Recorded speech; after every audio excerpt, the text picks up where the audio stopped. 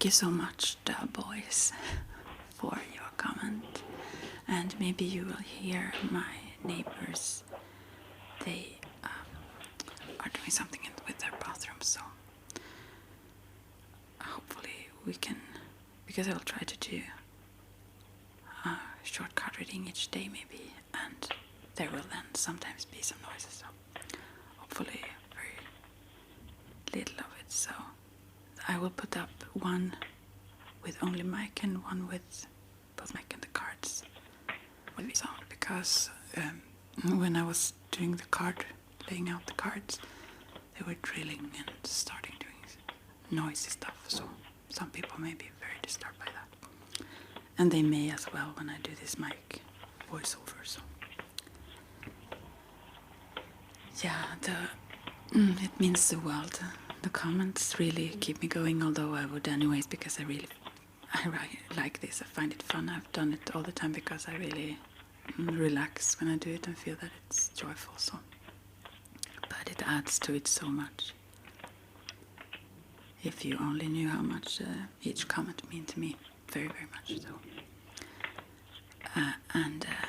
Yeah, so I changed the camera point of view here.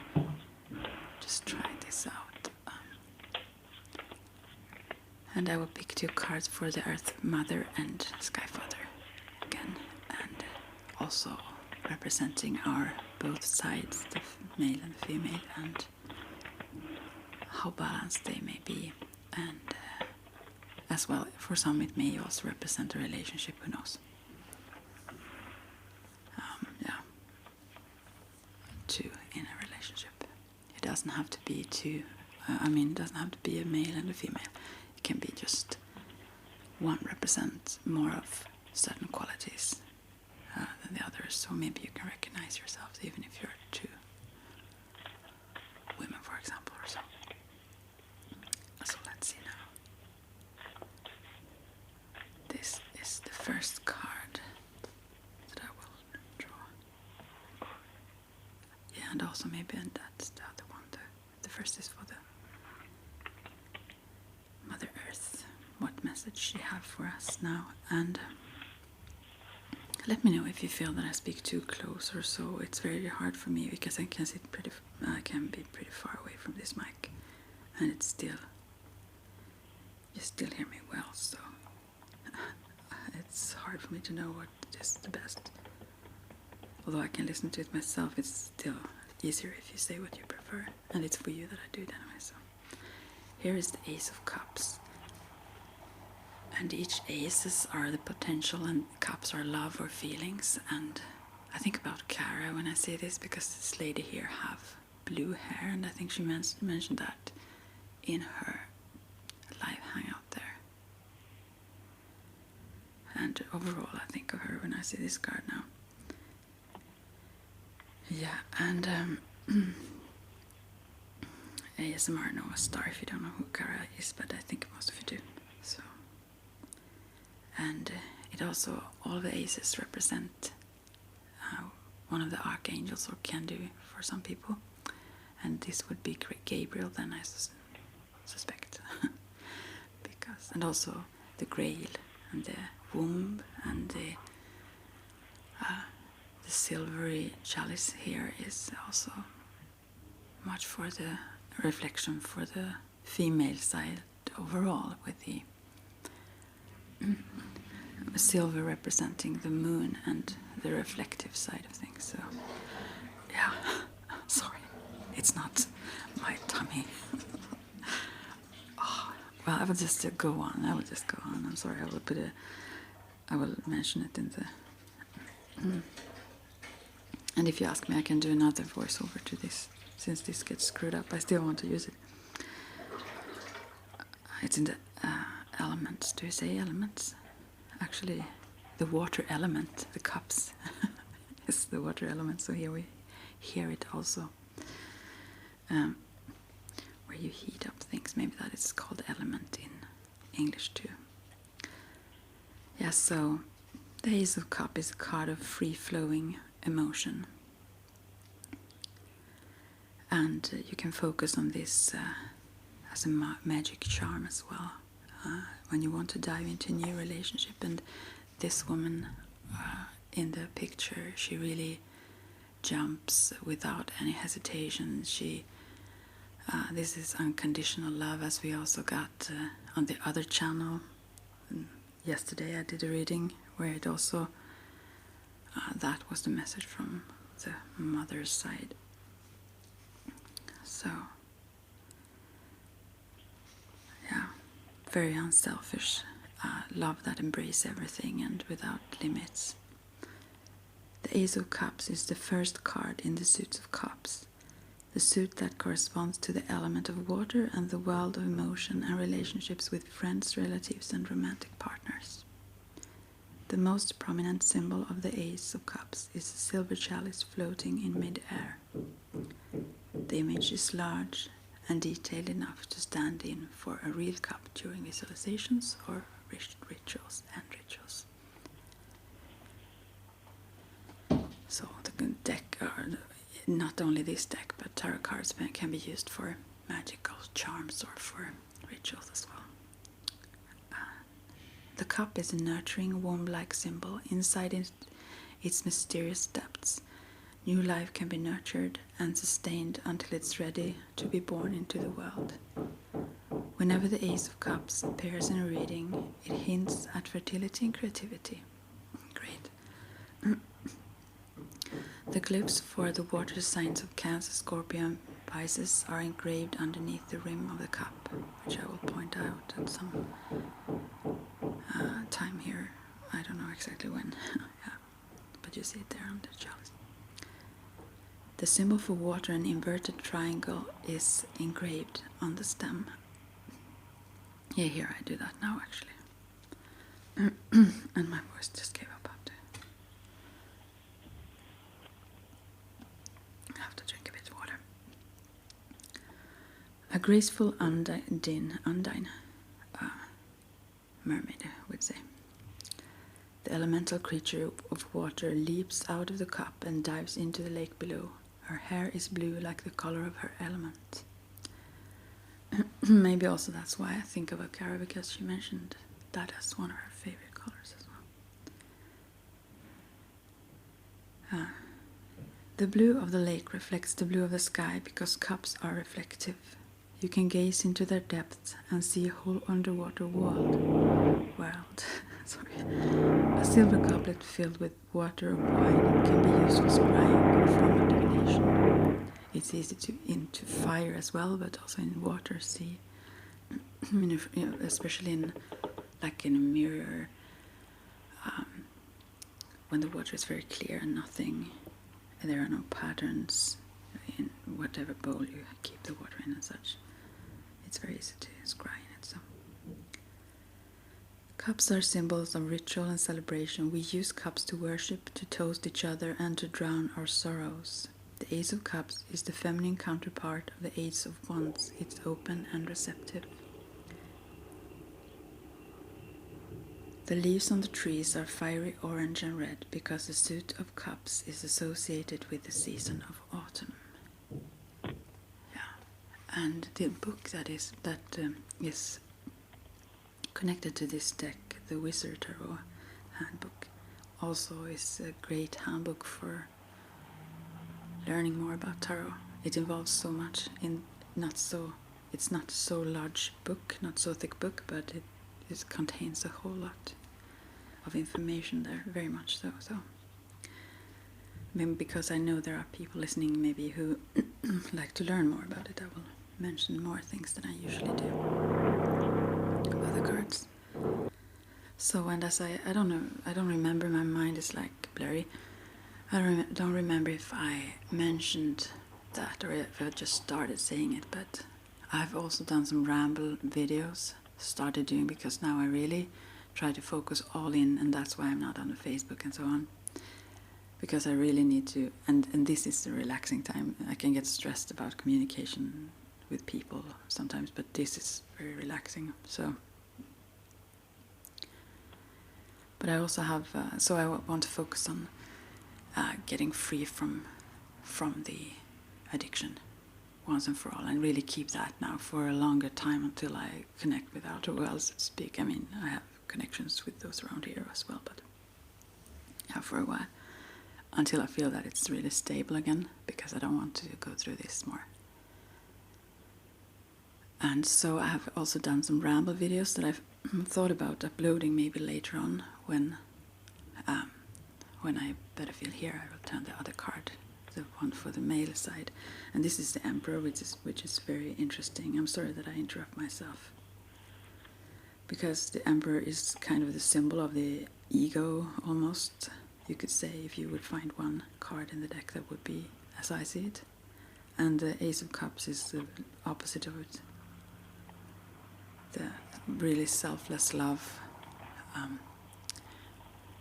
So, and these are, I guess, the two sides that we need to balance ourselves, that we need our ego, and that's the one who wants to conquer empires, the Emperor, not only one world, or one country, but everything, sort of. This one have really high goals and aims, so, and can be very harsh at times, and also very outwardly focused on the world and what he can accomplish there, while the Ace of Cups is very much going with the flow of the feelings. Let them guide her, if you then say her, since that's also her in the picture, but also the feminine side of it. What the meaning is of this layout. So, but to continue with what I was going to say, yeah, I've uploaded a little bit of ramble around that, because I need that for myself, I think, and I'm not sure if anyone wants to even hear it, actually, because it's so boring at the same time, but then again, no one who don't want to listen don't have to. I'm not sure, though. Since I'm a bit sensitive, when I get out of the sugar, I both sensitive and to maybe negative comments, and also to not that I usually get those, and also maybe I give too much information out, or open up myself too much. Sometimes I realize that afterwards, and then I private them again and get all stressed out because I uploaded them and so forth, so on and so forth, as it is. But yeah, so, but if you want to, let me know if anyone would like to listen to that. Then I maybe will upload them anyways, or I have the intent. Here is the helmet also, and the things he holds in his hand there, but the helmet, he is like ready to go out in war if needed, very ready for action, this one. Okay, I will go back to the cards now very much, I'm so sorry, but just let me know if you want to. I probably will upload some rambles to come anyways, but if you want them already now, let me know. I thought that maybe when my mind is clearer, I can upload them then, so then I can better discern what's good to show to outer world and not. Let's see now. And the headmaster of this academy of cards, if you say.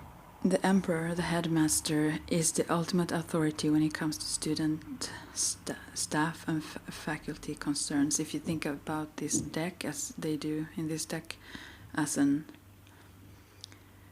academy. The headmaster is one of the most powerful people at this academy. He managed to keep a wide range of wizards, witches and student magicians in line. I think always of a specific one that I like very much when I get this card. Even if this is more mature, more a little bit older man maybe than that one, but he even holds some sway over the elemental creatures that guards the school, and they are notoriously difficult to command. Symbolically, the Emperor represents order and control. He is an ambitious ruler, a tireless commander, and a charismatic visionary. He is willful and stubborn, confident, courageous and strong. He governs through logic, reason and will. But still this one wants the guidance from like someone like me, as psychics as such, sometimes. But they're mostly ruled by logic. Emperors rarely administer a single kingdom. Instead, they rule an empire, a group of nations, territories, and kingdoms. I have to drink a little bit more water. Oh, sorry for that. So, I will have to do another voiceover to this if you like. Let me know that too. At Mandrake Academy, that is what the layout. A layout is called Mandrake. I think that's. I'm not sure why they call that. I mean, Mandrake Academy, but this academy anyway.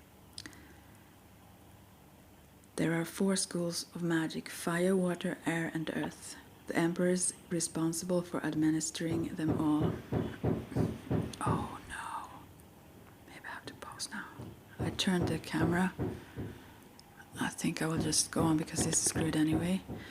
Because I think I can keep it more still if I keep it this way. I will just do another one for you guys. sorry. If they don't start a drill, I will just go on now because it's on already screwed. So, the Emperor is responsible for administering them all. The Emperor is the 4th card in the major arcana. The number 4 symbolizes structure and foundations. Because rooms have 4 walls and buildings have 4 corners, a square with 4 sides also represents structure and stability. And that this is a major arcana card compared to the other ace. Although aces are very powerful in themselves, they hold all the potential of the element of water, all that can be accomplished through that element, so that's really powerful. But this major arcana card still is more influential. So, not surprisingly, even about the Emperor, everything about the Emperor is squared. His head is square shaped, his shoulders are squared, and his face is squarely and head on. The Emperor's desk is carved from a solid block of marble. It's the essence of structure and stability, and it's practically immovable as the Emperor himself. The shape of the desk also suggests a cube of space, the metaphoric shape of the universe. The front of the desk is carved with relief images of famous wizards and witches from history. And also the black and white carpet you have there. He is usually very black and white, this guy. It's no coincidence that the Emperor himself looks like the archetypical wizard. His long white beard is a sign of his wisdom and experience. He wears a brightly colored floor-length robe, but underneath he wears an ordinary tunic and sturdy boots, which signify that he's ready and willing to respond to any crisis and answer any call to action. Instead of a traditional pointed wizard's hat, this headmaster owns a helmet with the horns of a ram, a sign of his Aries nature. Because Aries is the first sign of the zodiac, Aries people are natural-born leaders. The Emperor typifies the Aries personality. This is fucked. I'm so sorry. Courageous, bold, commanding, and self-confident, as I said before. I'll just end now and upload a better one later. Much love to you. Talk to you soon. Well. That's the Emperor, and the watery is the other card.